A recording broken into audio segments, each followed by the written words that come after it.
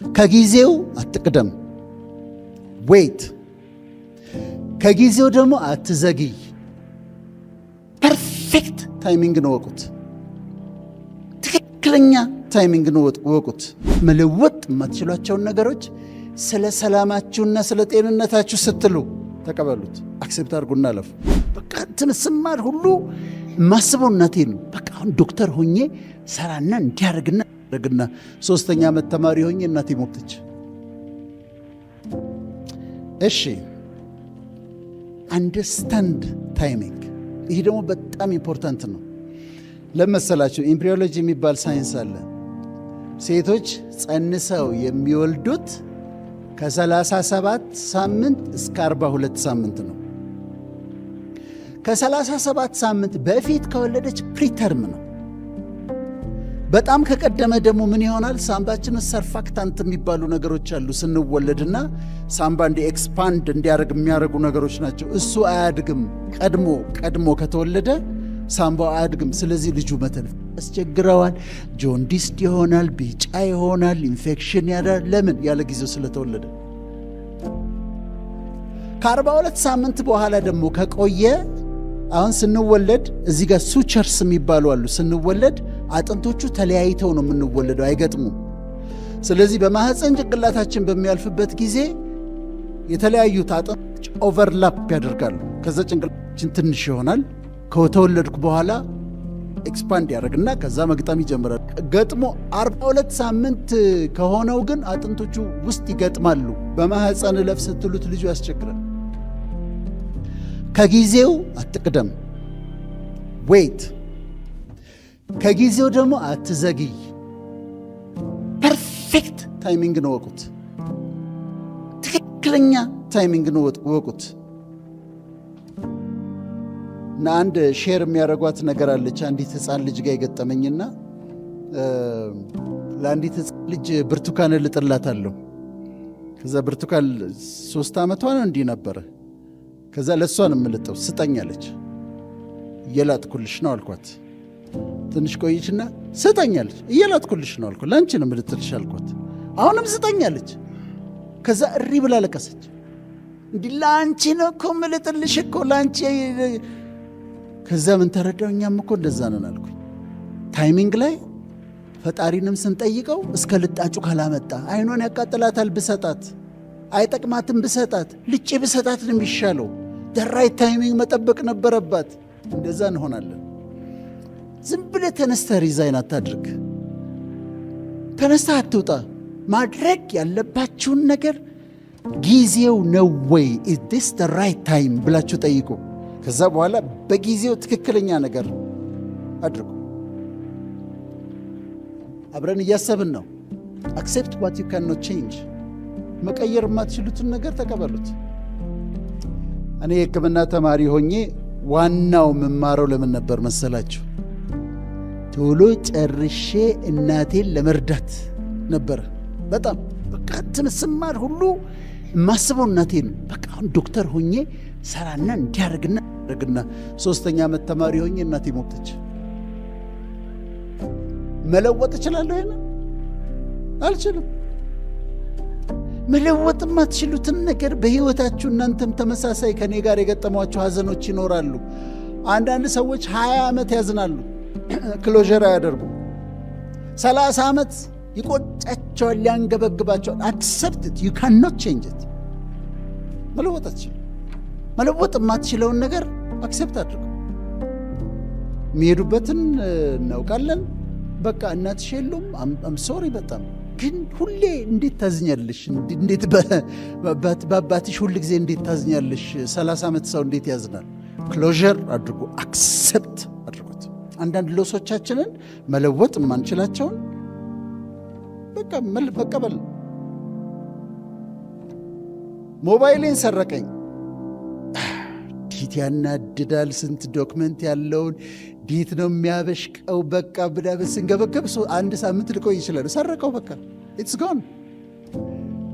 ብደውልለት ሌባው ይስቅብኛል። በቃ ሙድ ነው የሚይዝብኝና ካልዘጋው ስልኩንና በቃ ኢትስ ሎስት።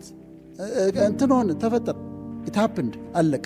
መለወጥ የማትችሏቸውን ነገሮች ስለ ሰላማችሁና ስለ ጤንነታችሁ ስትሉ ተቀበሉት፣ አክሴፕት አድርጉና አለፉ። ከዛ ቹዝ ዩር ዋርስ፣ ጦርነታችሁን ምረጡ። አንድ መስሪያ ቤት ውስጥ እየሰራችሁ ከአንድ ሰውዬ ጋር ተጣልታችሁ፣ አብሯችሁ አንድ ቢሮ ከሚውል ሰውዬ ጋር ተጣልታችሁ የማያቋርጥ ጦርነት፣ በቃላት በአስተያየት ባነጋገር የማያቋርጥ ጦርነቱ ስለምን ትቆያላችሁ? ሲዝፋየር አውጁ፣ ተኩስ አቁሙ። ዩኒላተራል ሲዝፋየር አቁሙና እናንተ ሜክ ፔስ። አብሮ የሚውል ሰውዬ ነው፣ ሰላም እንዲያሸንፍ ፍቀድለት። ያሸንፍህ፣ በመሸነፍ አሸንፍ። ከዛ ስለምን ትዋጋለህ? ቀኑን ሙሉ ሰላም አድርጉና ዋሉ። አእምሯችሁ ሰላም ደስ ብሎት ይዋል። አንድ ጊዜ አንድ አጎቴ ነበርና ሰዎችን ህይወት ምን አስተማረህ ብሎ መጠየቅ እወዳለሁ። ህይወት ምን አስተማረህ ብዬ ጠየቅ፣ እስቲ አንድ ነገር ንገረኝ አልኩት። እዛ ምን አለኝ መሰላችሁ? በህይወት ዘመን ሁሉ በማያገባህ ነገር አትግባልኝ።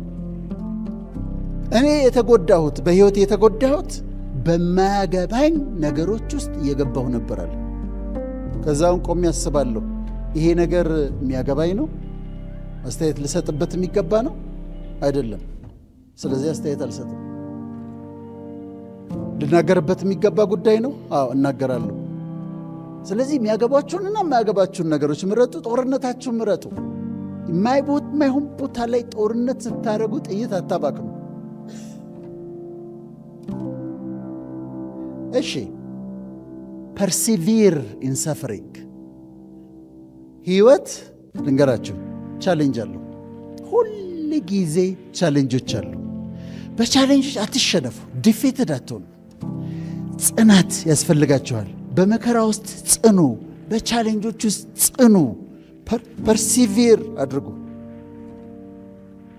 ቡዲዝም ተከታይ አይደለሁም፣ ግን ቡዲዝም ምን ይላል መሰላችሁ?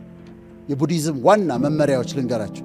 አንደኛ ላይፍ ኢዝ ሰፈሪንግ ይላል። አለቀ። ህይወት ስቃይ ነው። ለቡዲስቶች እንዲህ ብለው ነው ዲፋይን የሚያደርጉት። ላይፍ ኢዝ ሰፈሪንግ ነው የሚሉት። ሁለተኛ the reason why we suffer is because we want ይላሉ። ስለምንፈልግ ነው ሰፈር የምናደርገው። ስለዚህ the way out of suffering መተው ነው፣ wanting መፈለግ ነው ይላሉ። የእነሱን ተዋቸው። ግን ላይፍ ውስጥ ምን ሰፈሪንግ እንዳለ ግን ምን ጥያቄ የለው።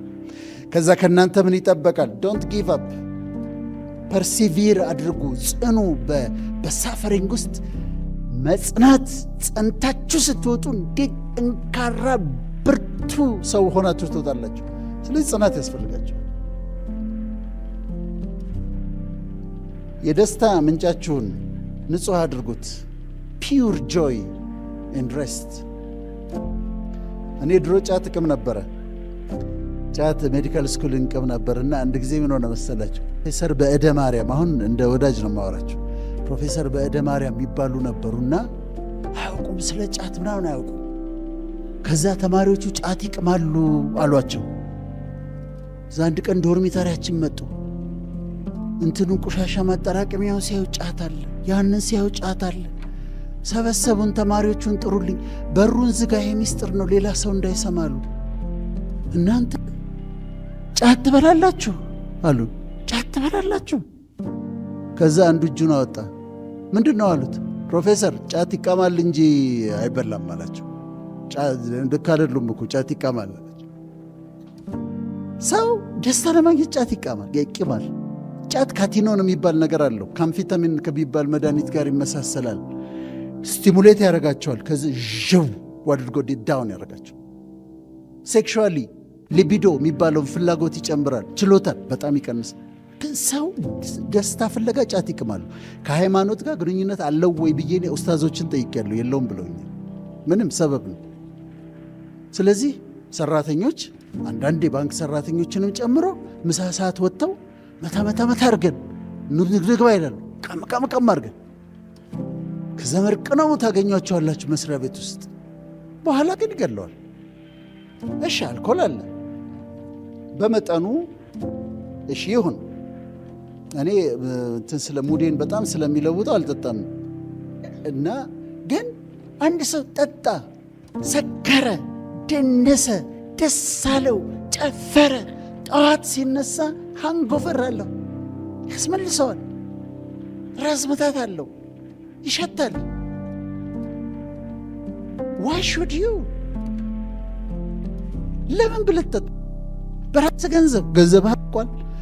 ከዛ መናገር የማልፈልገውን ነገር ተናግሬ ያለው ጠጥቼ፣ ወይ ከሰው ጋር እጣላለሁ ወይም የማይሆን ሪሌሽንሽፕ ውስጥ እገባለሁ። ለምን ጠጣሁኝ? ለምን ጠጣለሁ? የደስታ ምንጬን ንጹህ ባረገውስ? ሻይ ጠጥቼ፣ ቡና ጠጥቼ፣ ከጓደኞቼ ጋር አውርቼ ከሆነ መሆን ካለበት አንድ ግላስ እንደው የግድ መሆን ካለበት ራስን ገዝተን ንጹህ ለምን አናደርገውም? ሕይወታችንም ለምንድን ነው መጠጣት ያለብህ? ለምንድን ነው መስከር ያለብህ? እንዴት ነው እሱ ደስታ ምንጭ ሊሆን የሚችለው? ሲጋራ ማጨስ ነበረ፣ በትግል ነው ያቆምኩት። ለምን ብለህ ታጨሰዋል? ለማቆም መስራት ያስፈልግ። ከዛ ለውስጥ ውበት ዋጋ ስጡ። ትልቁ ውበት ውስጣዊ ውበት ነው፣ የኢነር ቢዩቲ ነው። ያላገባችሁ ስትፈልጉ፣ የትዳር ጓደኛችሁን ስትፈልጉ፣ በቃ ጸጉሯ የሐር ነዶ፣ አፍንጫዋ ስንደዶ፣ ተረከዟ ሎሚ፣ ሽንጧ የነብር ጅራት፣ አይኗ የብር ጉልላት፣ እንደዛ አትፈልጉ። የውስጥ ውበት አላት ወይ? ኢነር ቢዩቲ አላት ወይ ብለህ ጠይቅ። አንቺም እንደዛው ኢነር ቢዩቲ ያለው የሚስትህን የውስጥ ውበቷን አድንቅላት። አስተሳሰቧን፣ አመለካከቷን፣ ልጆቿን ማሳደጓን፣ ትህትናዋን፣ ያ ውበት ነው። አሜሪካን ሀገር ብቻ ለኮስሜቲክስ፣ ለነ ሊፕስቲክ፣ ለጥፍር ቀለም፣ ለምናምን $10 ቢሊዮን ያወጣሉ። ኮስሜቲክስ ሰርጀሪ ያለ አፍንጫቸውን ያሰራሉ። ሪኖፕላስቲ ይባላል። ቆዳቸው ጨርመድ ሲል ፌስ ሊፍት ይባላል። ፌስ ሊፍት ይባላል። ሰርጀሪ ያሰራሉ። ጡታቸውን ለማሳደግ ማስቶፕላስቲ ይባላል። ኢምፕላንት ያስገባሉ። ጡት ከፍ ከፍ እንዲል። ይሄ ሙቪ አክተሮች ምኖች የምታያቸው ማስቶፕላስቲ ሰርቶ ነው፣ ኢምፕላንት ተደርጎ ነው። ለዚህ አይነት ሰርጀሪዎች ሌላ $10 ቢሊዮን ያወጣሉ። ጭንቀታቸውን ተመልከቱ። ፋት ሳክ ያስደርጋሉ። ላይፖሳክሽን ይባላል። ፋቱን ያስመጥጡታል። ጸጉር ካለ በሌዘር ሰርጀሪ ያስነሳሉ። ለዚህ ደግሞ $4 ቢሊዮን ያወጣሉ። በዓመት $24 ቢሊዮን ለውጪ ለሉክስ ያወጣሉ። እውነተኛው ውበት ግን ውስጥ ነው። ትህትና ነው፣ ፍቅር ነው፣ መሰጠት ነው፣ ኢንቴግሪቲ ነው። ያንን የራሳችሁንም የውስጥ ቢዩቲ ቫሊዩ አድርጉት። የህይወት ትነሮቻቸውንም ውስጣዊ ውበታቸውን አድንቁላቸው።